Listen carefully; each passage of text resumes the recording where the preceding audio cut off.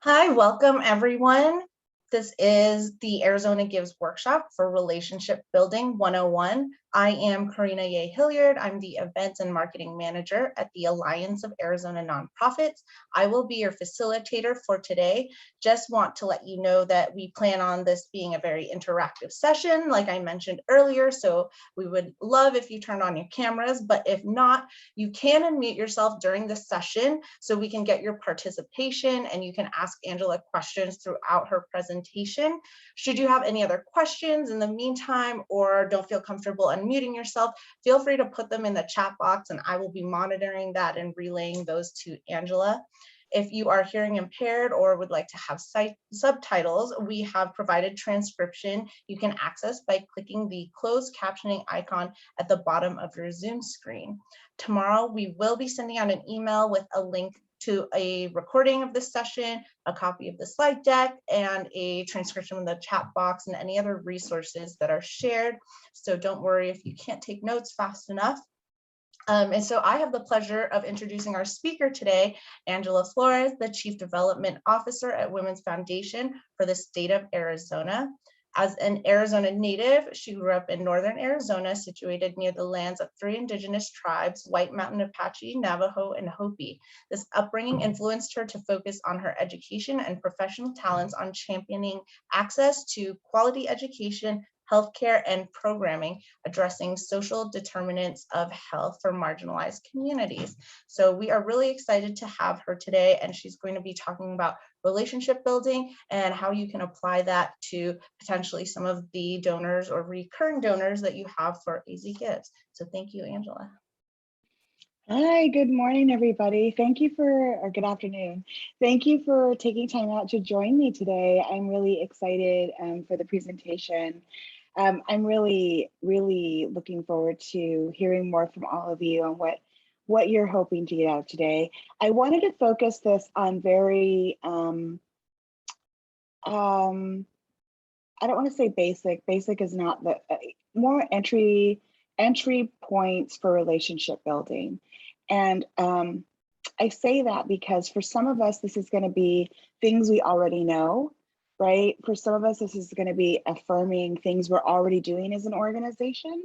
And for some of us, it's going to be the beginnings of helping us put together a workflow to build in relationship building as part of our everyday way of work. So because I'm relatively new, I actually started with the Women's Foundation last Monday. I came from a background of working for a federally qualified health center raising money. Forgive me, but I have a couple of slides I need to throw up first about the organization that I come from. The Women's Foundation for the state of Arizona is focused on three areas: research, advocacy, grant making, and leadership. Those are the areas that we fund within, and those are the areas that we fundraise for throughout the state. And so we have these four strategic priorities that guide our work. So that being said, I want to know a little bit more about who is in the room. So I'm going to ask all of you if you'll take a moment to unmute yourselves and either hopefully go on camera. If you don't feel comfortable doing that, that's a-okay. I completely understand. But I'm going to ask you to answer four things. Your name, the organization you're representing today, your role with the organization, and then tell us, where are you at right now? Are you at home? Are you in office? Are you in a different locale? And what is your favorite thing about where you are right now? Maybe the easiest way is I'll go down the participant line. If you don't feel comfortable saying anything, I'll give you a second to unmute and then you just don't have to. So let's start with Rachel, who is already unmuted. Okay, I work at Lowell Observatory in Flagstaff. I'm the annual giving officer. And I went into work this morning, and Mars Hill, if any of you have been to Lowell, it was nasty. So I left and I am now back at home in my kitchen. What's your favorite part of being at home? Oh, sometimes I can do laundry while I'm working. That doesn't feel like a favorite thing. It feels like a necessary thing. I always feel like I'm doing cheating or something. Anyhow, yeah. And I've done Arizona Gives Day not only at Lowell, but I used to be at Coconino Community College and we participated there as well. Well, thank you. I am very familiar. A good ton of my family actually lives in Flagstaff. And I grew up in Holbrook. And so Flagstaff is my family. My aunt ran a laundromat there for years. And so we would go up there, you know, pretty regularly to hang out with the cousins. So awesome. Great. Thank you, Rachel. Next on the down the line, we have Roxanne. Hi, good afternoon. I'm Roxanne Josespa. I work with the Hopi Tewa Women's Coalition to End Abuse, and I work as the office manager. We currently have 3 staff, so we each wear different hats. We could, you know, take like become a trainer, outreach person. So we all wear different hats. I am working. We've been working from our homes for like, I think 5 years now. And we finally bought an office building. So we are currently working to build it up. And it's getting connected slowly but surely. So hopefully we're looking to be in our office by maybe the end of this year. That's so right exciting. now, it is, even if it's slowly moving along. We're excited that, you know, we're actually gonna have utility hookup hopefully by the end of the week, the water and sewer, and yeah, it's exciting. And so I'm coming to you from my home office, which is in my bedroom. Also, what I like about being here is just like Rachel said, you know, actually can do laundry while I'm working or prepare dinner. And so that's a good part of it, I guess. Yeah. Fair enough. All of those things are important things. The being able to cook thing, I think, is really important. Working in an office, that can be a little challenging to get home and a reasonable amount of time to do that. So yeah, that's awesome. Thanks, Roxanne. Yes, thanks, Roxanne. Next, we have Susan Matthew. Hi, I'm Susan Matthew, and I work for Southwest Human Development. I've done Arizona Gives Day here, and my previous nonprofit where I worked was Teen Lifeline, which is an amazing youth crisis and suicide prevention resource for all of Arizona. And I am working at home, and my favorite thing is my 2 dogs when I'm working at home. Dogs bring lots of joy, pets in general. Thank you. Next is CJ. Hi, everybody. I'm CJ Anderson. My agency is Animals and Humans in Disaster. We are a FEMA response agency unit inside of 501c3 serving Arizona.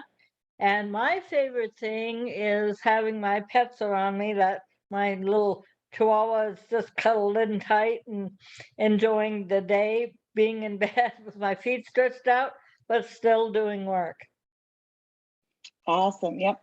That really is the best part, right? Having those furry companions. I can appreciate that. Thank you. Thank you. Next is, let's see, Jezebel. Hi, sorry. Hello.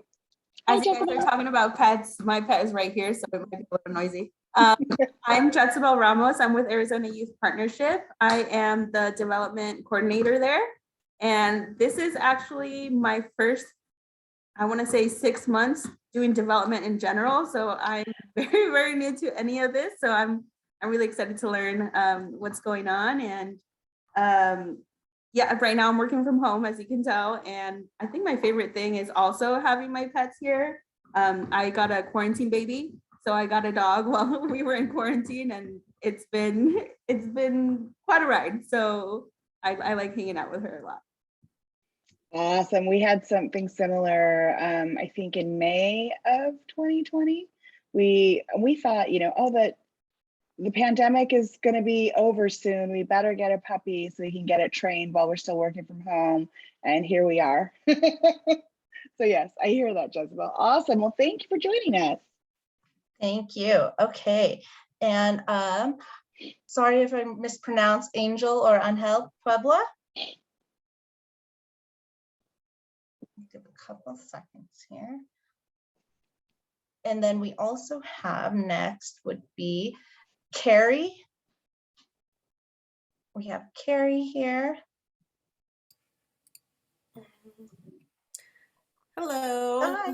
Hi, Carrie. My name is Carrie Ansei Namoki, and I am the Executive Director for the Hopi Tewa Women's Coalition to End Abuse, which Rox over there already shared a lot about our highlights, which is our biggest news and the biggest thing that we've been trying to fundraise for since, you know, our grant funds don't allow for some of the renos and the construction pieces that are tied to this new office space. So I'm really happy about that. And just, again, you know, work from home. I think everyone talked about their pets.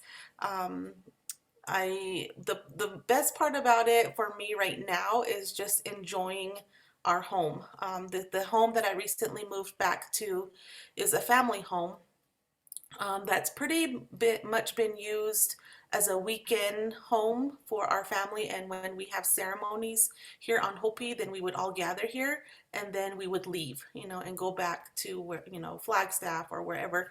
But my husband and I moved in here the beginning of January or December. And it's been nice to be home, and I think the home is appreciating that we're here and living here and making it a home. So I keep the fire going, and my dog now loves it here because he gets to go up and down the stairs. But yeah, it's just been a great journey so far, and just like Rox said, we're very excited for our new office, and it's been a while. It's been almost 6-7 years since we've been in an office, so it'll be some adjusting, but we're really excited. So I'm glad to be here and to continue learning more through the Alliance, and I'm really grateful for the Alliance as well. So Thank you so much. Love it. Great. Thank you to everyone who shared. Just want to make some honorable mentions. Here we have Maria, Jennifer, and Natasha, who are all Alliance staff. And so if you have any questions regarding AZ Gives or any other Alliance things, we will all be available to help you answer any questions. I don't know if we want to go around and make quick introductions, starting with Maria. Yeah, sure. My name is Maria Mejia, and I am the Digital Marketing and Communications Manager. Whew. And so I handle a lot of, you'll see the newsletters that go out in your inboxes. That's our team, our marketing team, as well as social media. You'll see a lot of that there. I'm behind those as well. And I'm currently, it's Tuesday, so we like to meet up on Tuesdays in the office. And my favorite thing about that is that I get to see everyone. So I enjoy it. Thank you for having me here today. Thank you, Maria. Pass it to Jennifer Purcell. Hi, everyone. I'm Jennifer Purcell, Senior Vice President and Director of Development. This will be my 7th Arizona Gives. Definitely out of the 10 years, this is year number 10 coming up for those of you that don't know. I'm at the office. I would agree with Maria that I love being able to see everyone, but when I am at home, I definitely agree with having my dog near and food in the kitchen. But the third best thing I would say is that when I look up, I get to see outside. So I really like being able to see nature from where I'm sitting. And last but not least, Natasha Lopez Rodriguez. Thank you. So I'm recently joined the Alliance, so as of October, but I am the Director of Community Engagement, and I've been with Arizona Gives from the outside as a nonprofit side, but I get to see it now from the inside. So I'm kind of your point of contact when you're having issues for your system, your profile, all that good stuff. You can reach out to me by using our website or using our emails. But working from home, so I'm actually home. I'm not in the office. I'm a little bit under the weather still, got a cough and stuff. So I don't want to share my germs. But it's good to be back in Arizona. I'm happy that although it's cloudy and rainy today, it is not 2 degrees because I just moved here from Minnesota. So I'm loving it.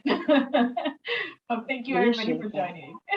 And thank you, Natasha. as I'll always. say, I was going to say, Natasha and I go back a little bit. Natasha is a graduate from the HLI program for the organization I was at Via del Sol. And so really grateful to have her talent back in Arizona. I was sad when you left, but I'm really glad to have you back. So yay. Thank you. So I am actually coming to you today from not so sunny Seattle. I agreed to do this session before I moved to my new organization, and decided to take just a few days off, but I didn't want to miss this session. It was really important to me to do.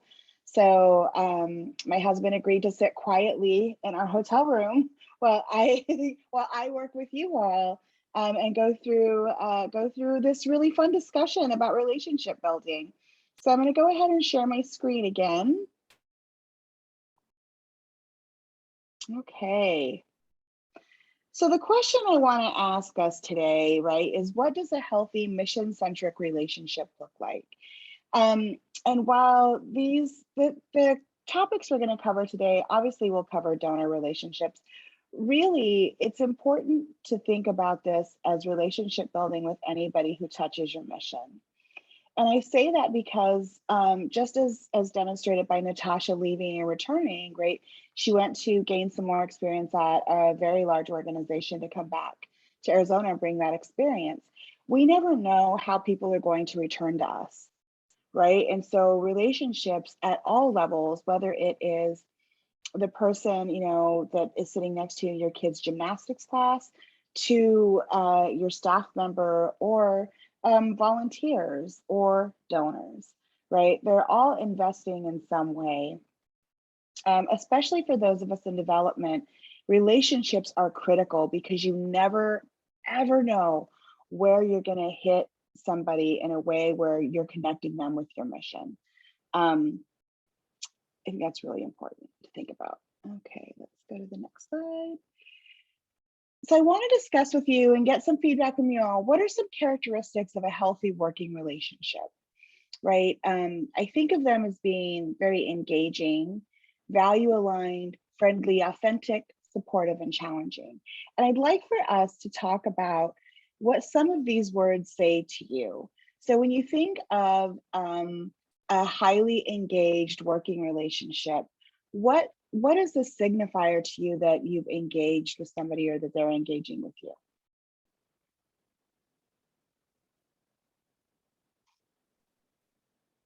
Communication. Yes, absolutely. Communication is key, especially consistent communication, right? Communication beyond just the ask, right? Communication that indicates that you have some common ground and touch points. And we'll get into that a little bit further.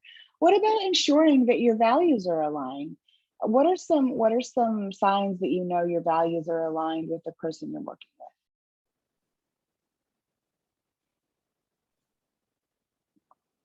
I'll state that for us, it is making sure that everybody understands in our organization that we're not looking for perfect people or perfect situations, that we all make mistakes, and all we care about is figuring out what isn't working so we can fix it and move on. And just that little piece really makes a difference in people being on the defensive, on people being emotional when things aren't working out, and really moving progress and projects forward. Absolutely. If you take away nothing from this discussion, write down the word grace, right? It is one of the things that we have had to learn through the pandemic. But frankly, those of us in nonprofit, we tend to forget because like nonprofits are full of type A people, man. We want to move the mountain, right? And we want to move it as quickly and as efficiently as possible because oftentimes the people we're serving can't wait, right? And so understanding that and giving each other grace that, you know, things can be perfectly imperfect, I think is really critical to building a healthy working relationship, right? You need to provide grace. Otherwise, you're going to build a defensive relationship and potentially an abrasive one. Yep. If you believe that a relationship is authentic, what are some signs that your relationship is authentic?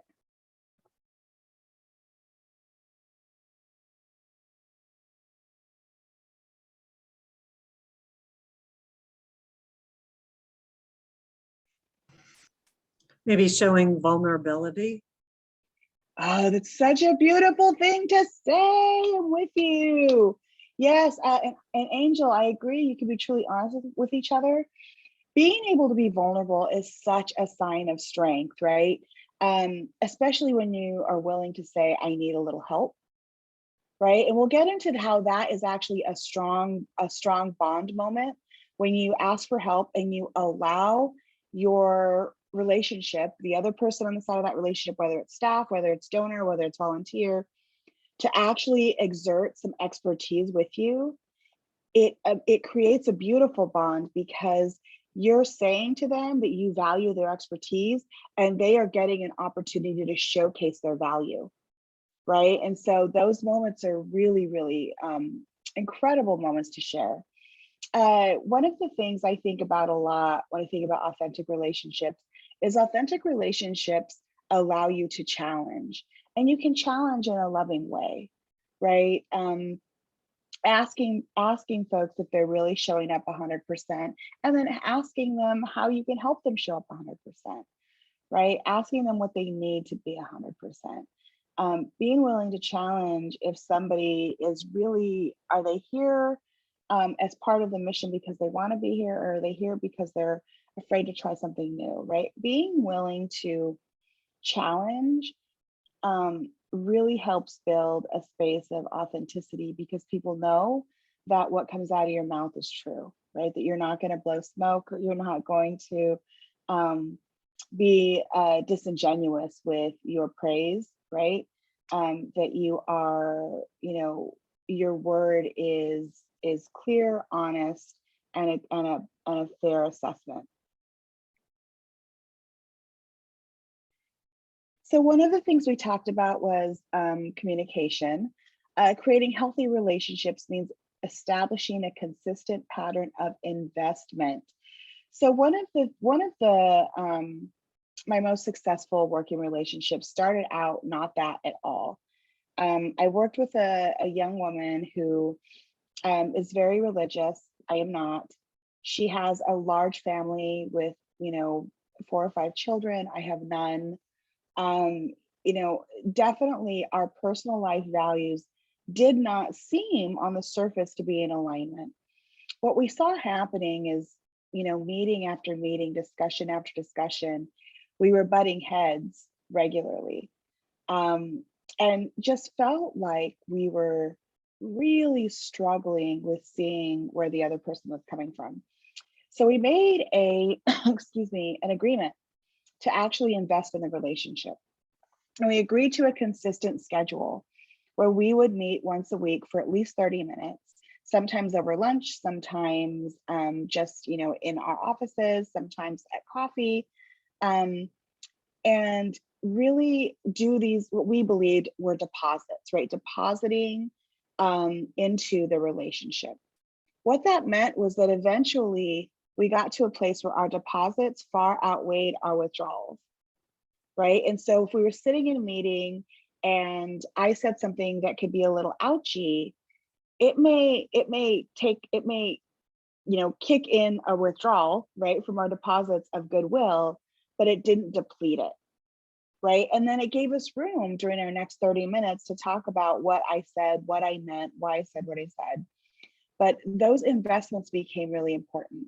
And those investments grew into things like little notes at each other's desks. When I came back from vacation, she gave me highlighters saying me coming back was a highlight to her week, right? So like finding these little moments. I want to be clear though, one of the things that we did talk about initially at the beginning of the relationship building process was that we wanted to have like 5 deposits to 1 withdrawal. And we were just trying to come up with a number that sort of made sense, because she's a very quantitative data person. And so what I really tried to get through to her was that just because we came up with this quantitative number, I was seeking qualitative touch points, and that I didn't want the relationship to feel transactional. And that's really, really important as you're starting to build the foundations of your relationship, especially with donors. You do not want your donors to believe that their relationship with you is dependent upon them writing you a check. right? That your relationship with them is about mission reach, and that we were asking them because they care to help your mission scope broaden, right? Who you're touching with your mission and how you're supporting your mission, right? Sometimes those networks that they bring with them are more valuable than the check that they're writing. And so you want to think about that as you're starting to build your relationships. I'm going to pause here for a minute to see if anybody has any questions before we go on.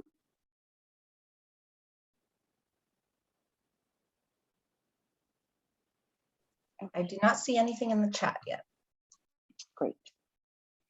All right. So, what are some, what is sort of the foundation for ways that you can invest, right? A lot of people want to get to tactics right away, but it's really important that you're building a foundation that is thoughtful and intentional.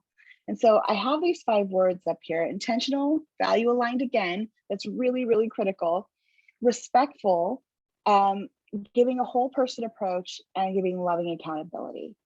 And so first, starting with intentional,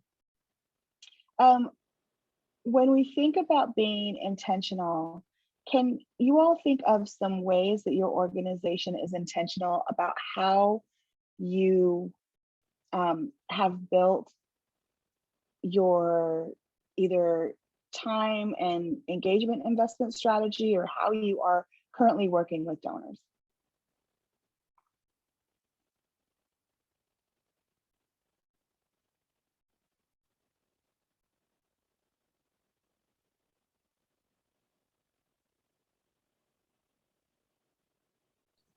Should we call? Go ahead. I was just going to say, for me, when I'm teaching, I'll use the word bike a lot of times. And I have my class visualize a bike, and about 2/3 of them will be a bicycle. 1/3 will be a motorcycle, and 1 or 2 oddballs will be like an exercise bike or motorcycle. And I always pick something that nobody else picked. And I do that because, like when you say intentional, I'm not sure I really understand. I mean, values are very important to me, but what is intentional? If you could describe what you're meaning with these words, that would help me a lot. Sure. So when you think about intentional, let me think about this for a minute.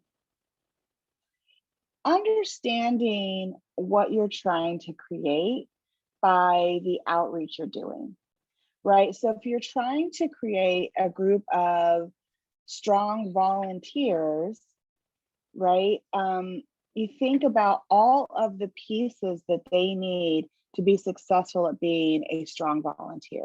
So you're setting intention behind how you are building what your program will look like, right? When I reach out to a donor, I want to intentionally continue building the relationship. And so I'm being thoughtful about, maybe they just had a birthday, right? And so I'm going to send them a birthday note. Maybe they just got back from a trip in which they had to bury a parent. I'm going to send them something that acknowledges their loss, right? Having some intention, so it just doesn't feel like I am randomly contacting them to remind them that I exist and that our organization exists with the intention of planting seeds for more money. Right? There's a difference in how we engage. And that's really important, because in the last 2 years, I had a lot of volunteers doing a lot of things, and it was so much easier for me to be intentional. Where I find for the last 2 years, I tend to do things that tick mark. I can't even imagine. I know it was more than 2 years ago I had any kind of vacation.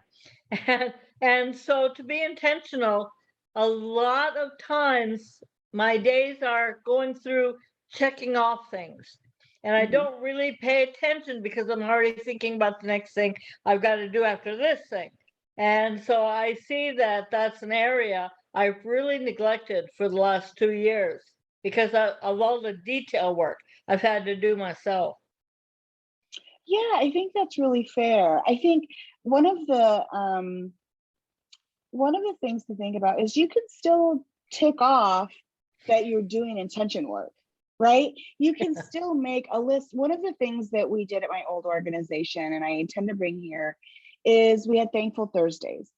And so our team, I literally had our team block out an hour all at the same time, right? So from 9 to 10 every Thursday morning, we got thank you notes and we sat down and we had conversations.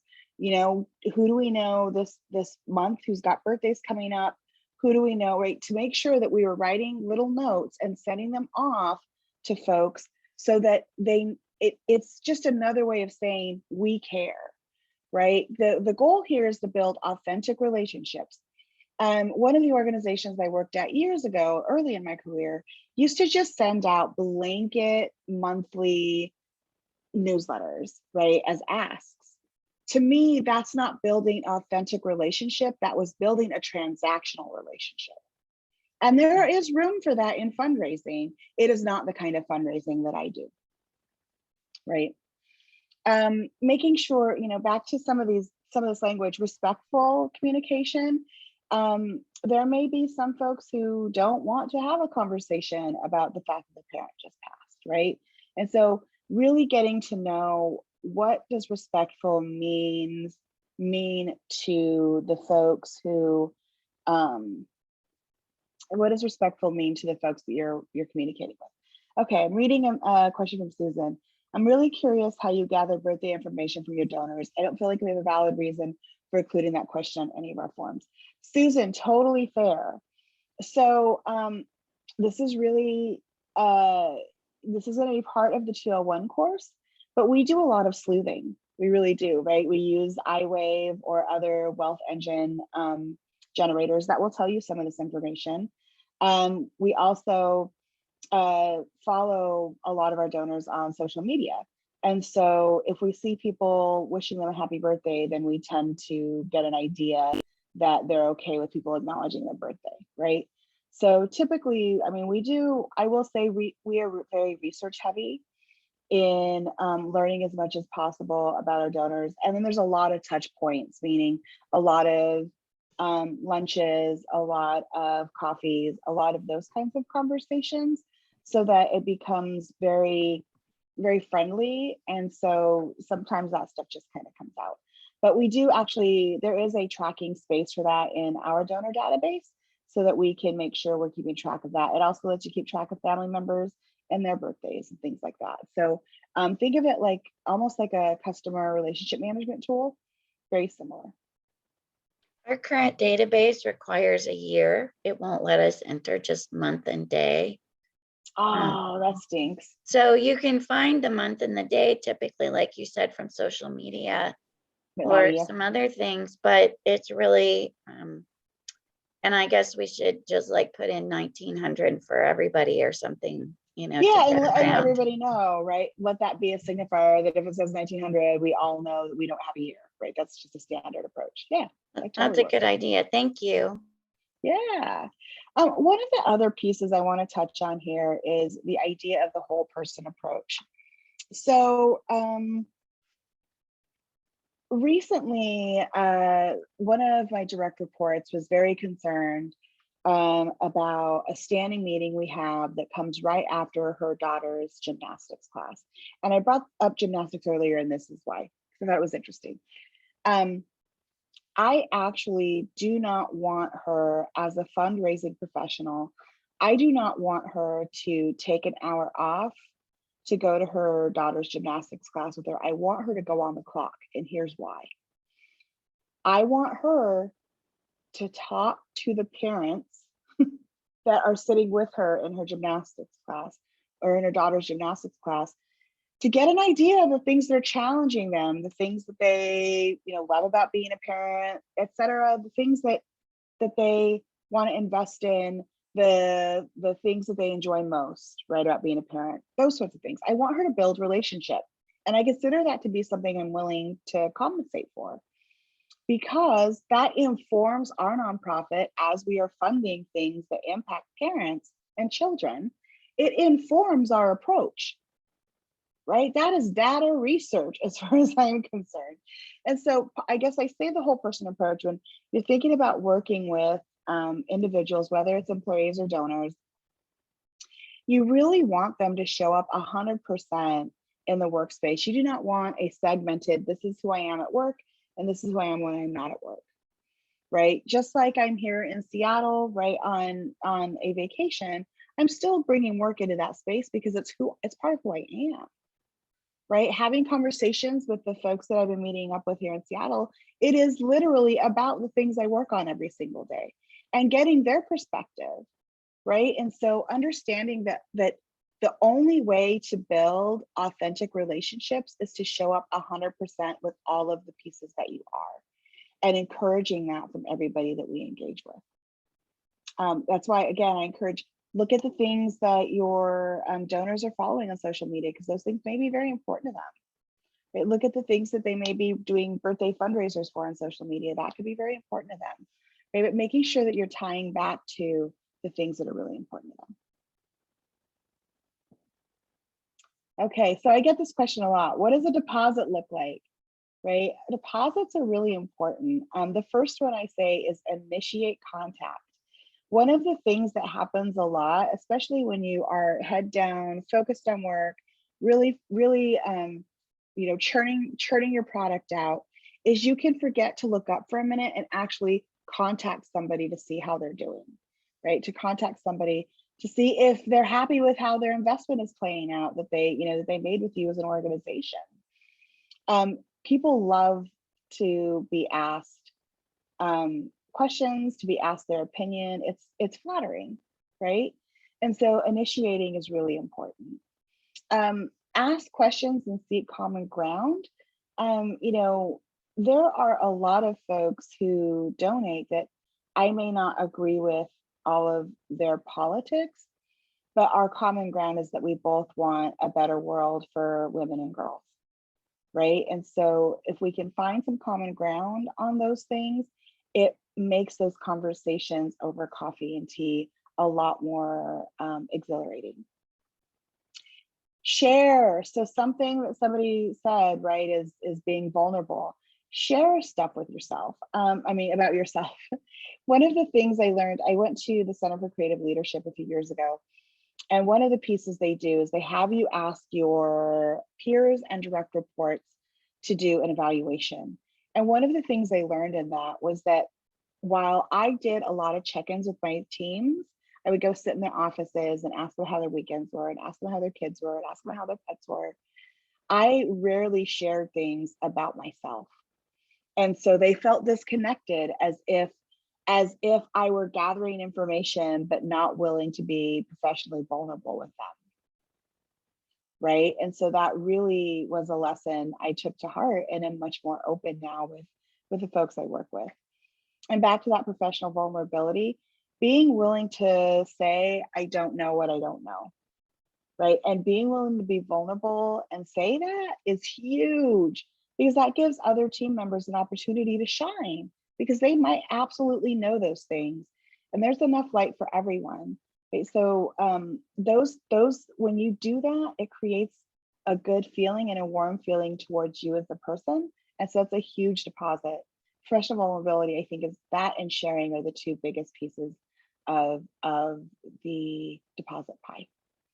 Acknowledging expertise, right? When people are far better at you than something, letting them know you are aware of that is huge as well, right? It helps create a level of trust, especially when we go to them to help solve a problem.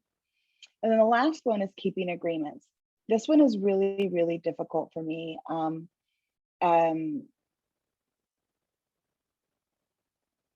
I learned this when we were planning our annual event, and folks would give me things that I needed to follow up on or give them answers on, and I would sit on it for longer than I should have.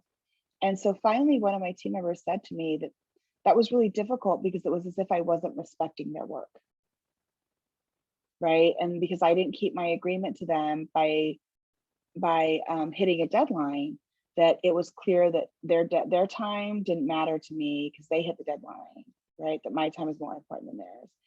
And so that's a really fast way to lose deposits and create a ton of withdrawals. And so something that I really work on now is making sure that my agreements, that I hold them, that I respect the work that people have put into meeting deadlines and not missing their deadline because I didn't manage my time as well as I should have. I'm going to pause here to see if anybody has any questions.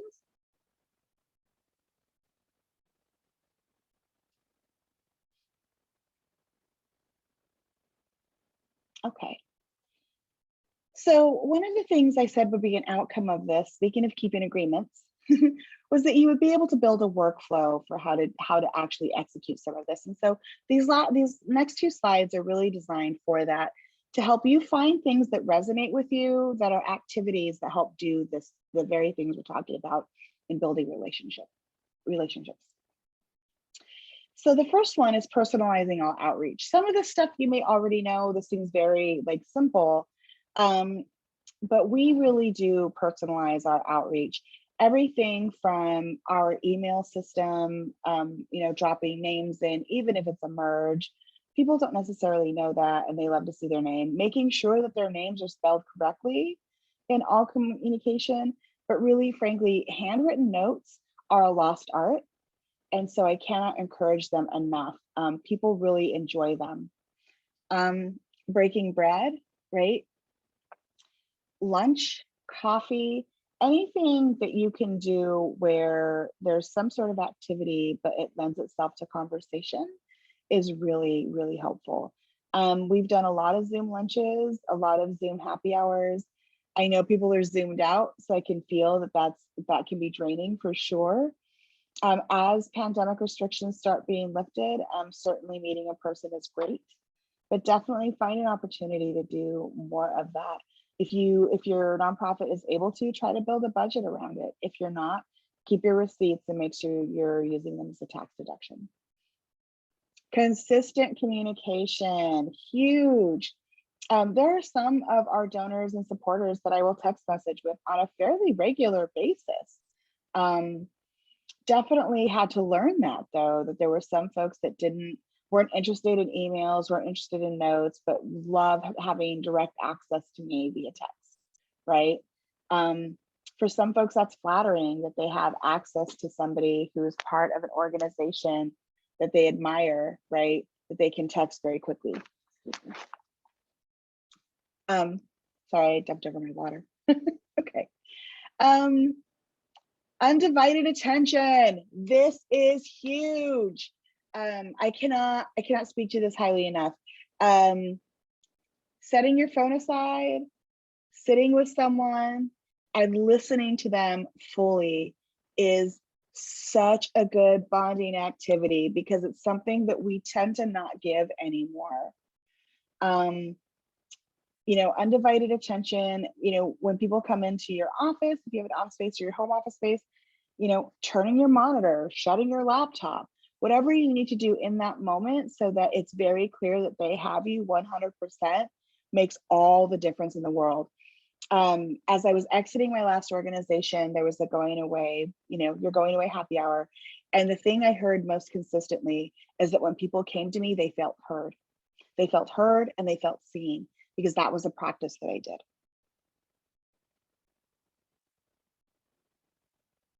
Oh, Jennifer, that's a really good point. So Jennifer's giving some points on birthday fields on your donor information so that you can have a more of a touch base moment to build a relationship by sending a birthday note. Yep, exactly that. I mean, we've done things if we saw somebody's pet die on social media, we'll send maybe a little thing of flowers or a balloon with a note, right? To acknowledge that, right? Moments that are important to your donors can be moments that are important to you too. More activities. Acknowledge, and this cannot be overstated. Acknowledge their gift, acknowledge that they're a person, acknowledge that they had a birthday, acknowledge that they had an anniversary, acknowledge that they started a new job, acknowledge. Think of ways that you can acknowledge acknowledge the folks that are important to your mission.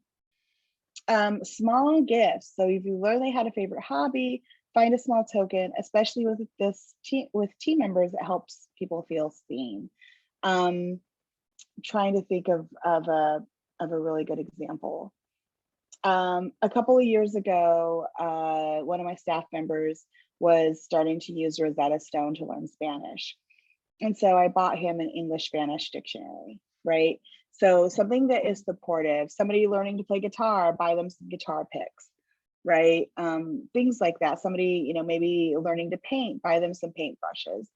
So thinking about what are some small, inexpensive things that you can give somebody to let them know you see who they are, right? Again, building relationship. Connect others. Nothing says I'm paying attention more than when you connect, I meant to say two, TWO, sorry, like minds together. So connecting folks that will their skill sets will unify, or maybe they're both really interested in the same thing. Maybe they both really like Jane Austen books, right? Or maybe they both really like going to the museum. And you happen to know this about two of them as the holder of that information. How beautiful is it for you to connect them? Again, helps them feel seen and helps them know that you know more about them and that you're invested in the relationship. Doing what you say you will, back to that keeping agreements piece. Nothing will harm a relationship more than lack of follow through. That can, obliterate a relationship forever. I mean, you need understand that is your most delicate and fragile piece of any relationship, is whether or not you complete something that you said you would complete. Now back to that word we started at the beginning with, grace. The hope is that as we extend grace in these relationships, right, others will extend grace to us. But it's always best to not put people in a position where you're asking them to do that. And then back to asking for help. Give others an opportunity to lead work with you. It helps bond through confidence and trust building, right? So to me, that's been the activity that's paid off the most is collaborating with other leaders as we do this work. Okay, so we're coming up. I'm so proud that I did not run over too much on time, 2 minutes. I want to leave this time open for you all to ask questions or probe a little bit further in some of the stuff that we've covered.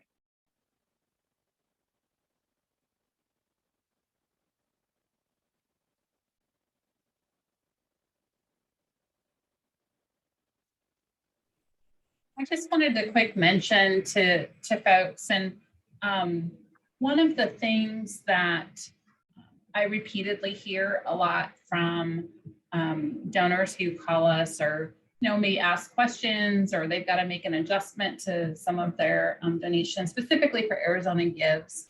They'll mention whether they have or have not heard from the nonprofit, received a call, received an email, or even been added into communications and thoughtful communications.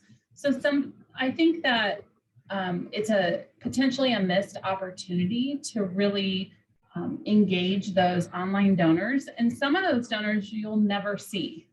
They will always be online donors. And so through some of these different tactics that Angela has brought to our attention, think about how you might be able to apply that to those online donors.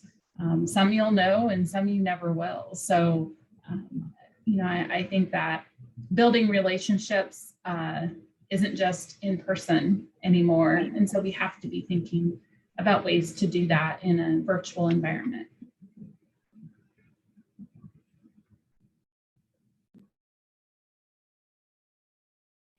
One of the things that, you hear this comment about, if you can't tip, you shouldn't be going out to dinner, right? If you can't build acknowledgements into your budget, you shouldn't be fundraising, right? That's really, really important. And acknowledgements do not have to be expensive, but they do need to exist, right? They do need to be a priority on par with fundraising, right? For, you know, I tried to train my teams to understand that fundraising is like, you know, 2 touch points for every dollar raised, right? It's 2 to 1. Sometimes it's more than that, but that was like our baseline, right? And so, you know, relationship building is not easy, but if you're doing it authentically, it does pay off, and it pays off in more than a one-time transaction. Even with online donors, we have online donors that came to us. A couple of years ago, we did a Thanksgiving event where we give out gift cards and non-perishables to patients at the organization I was at. And so over several years of engaging with the company that was supporting us, there is a gentleman out in California who has escalated his gift numerous times and has donated to us numerous times simply because we made the phone call after the initial gift to thank him. And it was a very small gift. It was, I think it was like a $50 gift. And I think last year he gave us about $5,000. Right. So, I mean, that's the kind of, you know, those small conversations matter for sure. What would you say, Angela, would be good advice to those organizations that are volunteer run or have smaller staff or just, you know, really strapped for capacity? What are some of the like first steps that they can really take to make the most out of relationship building? Yeah, build a workflow that makes sense for you and your capacity. And when I say that, like, we had a workflow that says, you know, when we get a gift in, within, you know, 24 hours, we have a acknowledgement letter mailed. Within 14 days, you know, 10 business days, 2 weeks, we had a handwritten thank you note, right? Within 30 days, we had a phone call from a board member to thank them for their gift, even if it was just leaving a voicemail, right? Those were the immediate things we did as part of the workflow. From there, right, we added them to lists or asked them if they wanted to be added to lists for some of our e-news things, etc. We tried really hard to not press too hard after that initial, like, here's our thank yous. One of the other things that we did, we started on the fly and then it's grown, is after organizations or people do fundraisers, online fundraisers for us, we would use our iPhones to film a very simple thank you video from the team that would be impacted by the donation and post it on their social media page, right? And so it was a very public way of us saying thank you, and for folks to feel like they got acknowledged in some sort of cheerlead, right? It grew into, we have a videographer on staff that actually goes to events that are in person if they're not online, and will film pieces of that event and cut together like a 45-second show, right, of slow pace video to send to the organization that's doing the event for us. So thinking of ways, I mean, that even if you pre-film with your iPhone the folks that are being most impacted and save them, you can always cut together a quick thank you with that group with some sort of opening card, right, that has the person's name or their company logo or whatever. But like figuring out how you utilize what you have and build a bank of thank yous. Even building, one of the things that we did at the organization before is we built a script bank of thank yous. And so we would, you know, kind of use those and tweak them as we needed to when we wrote handwritten thank you notes. Tricky because you got to pay attention to that stuff to make sure that your same donor isn't getting the same kind of script. So we did tweak them a little bit, obviously, before we sent them out. And then eventually when I left, the person who took over after me put together, this is what we would send after a first thank you, second thank you, et cetera, so they wouldn't run into that. Does that make sense? So yeah, those are really good ideas. Thank you. Mm-hmm.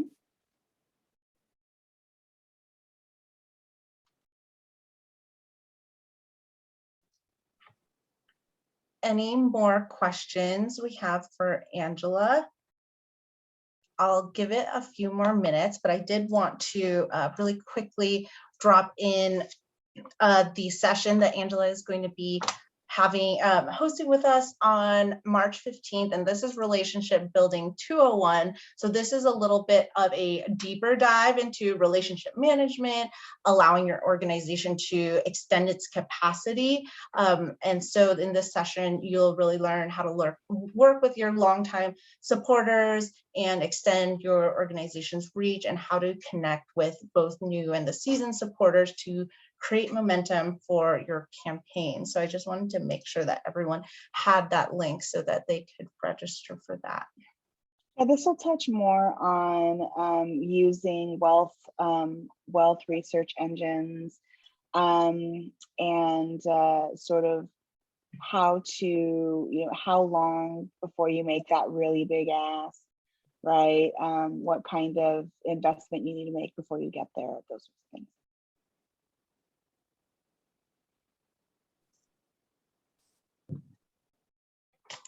Okay, well, if there aren't any more questions, we want to just say thank you so much to Angela.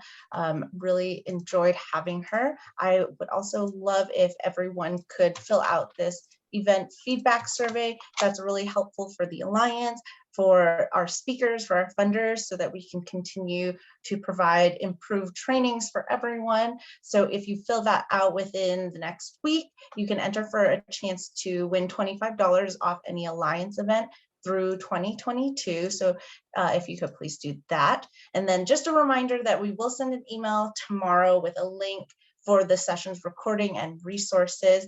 And then I mentioned that that 201 Relationship Building 201 session, but we also have a couple other ones coming up tomorrow. We have our fundraising and marketing mini summit. We are doing our annual conference in little bite-sized pieces throughout the year this year. So that is one of them. Also, we have Planning for Success with Ashley Bright, who's really great on messaging. So that's another one you don't want to miss.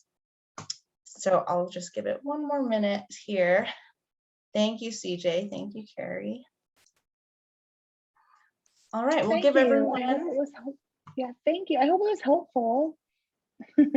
Yes, thank you. Awesome. Well, we'll give everyone a couple minutes back, and hopefully we'll see you at our next session. Have a great day, everyone. Thank you.